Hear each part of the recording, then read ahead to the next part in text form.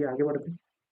अगला क्वेश्चन है, बहुत ही अच्छा क्वेश्चन कह सकते हैं। देखिए वैसे क्वेश्चन में अगर आपको कंसेप्ट की क्लैरिटी है, कंसेप्ट आपने कभी पढ़ा है ज़िंदगी में कि बैक्टीरिया जब सेल डिवीज़न करता है, तो उसमें बैक्टीरिया से बैक्टीरिया बनता है। इस बात का क्या मतलब है? इसका मतलब ये है कि बैक्टीरिया में किसी भी प्रकार से जेनेटिकली मॉडिफिकेशन नहीं आता है। जैसे बेसिकली मैं जब बताता हूँ कि देखिए बैक्टीरिया है, इसके अंदर कुछ न्यूक्लियस वगैरह तो होता नहीं है बैक्टीरिया के अंदर, उसकी अपन को मतलब भी नहीं है, ठीक है? तो यहाँ पे जब एक बैक्टीरिया से बेसिकली 2 बैक्टीरिया बनेंगे और ये बैक्टीरिया बिल्कुल हूबहू पहले अपने पेरेंट बैक्टीरिया जैसा होता है।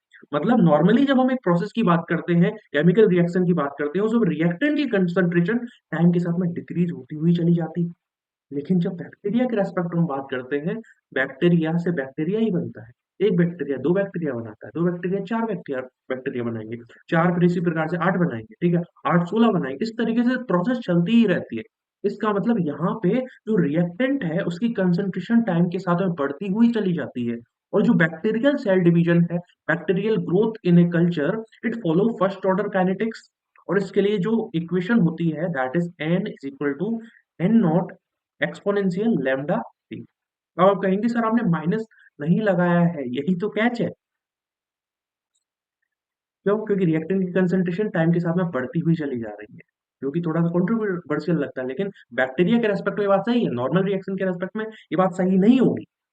समझ में आ रहा है? इसका मतलब यहाँ पर अगर मैं इसको ऐसे लिखूँ n अपॉन n नॉट बराबर एक्सपोनेंशियल लैम्ब्डा टी, यानी जो ग्राफ बनेगा वो एक्सपोनेंशियली इस प्रकार से बनेगा, यानी हमारा जो आंसर होगा दैट इज़ करेक्ट। कौन-सा वाला? थर्ड होगा। लेकिन जब हम रेडियोएक्टिव डेके की बात करते हैं तो उसके लिए कुछ इस प्रकार की इक्वेशन होती है, माइनस लैम्ब्डा टी, इस प्रकार से। तो उसके लिए ये वाला ग्राफ सही है। ठीक है? ऑप्शन 4 अगर रेडियोएक्टिव डेके पूछा जाता है। लेकिन यहाँ पे मोस्ट सूटेबल ग्राफ की अगर बात करेंगे तो third is the most suitable graph to explain the first order kinetics of bacterial cell growth. ठीक है? कोई मतलब ये एक इम्पोर्टेंट केस होता है। देखिए जब हम बैक्टीरियल सेल डिवीजन की बात करते हैं तो इसके लिए जो इक्वेशन फॉलो होती है वो ये वाली है, ना कि ये वाली। ये है रेडियोएक्टिव डिसइंटीग्रेशन के लिए, ठीक है? ये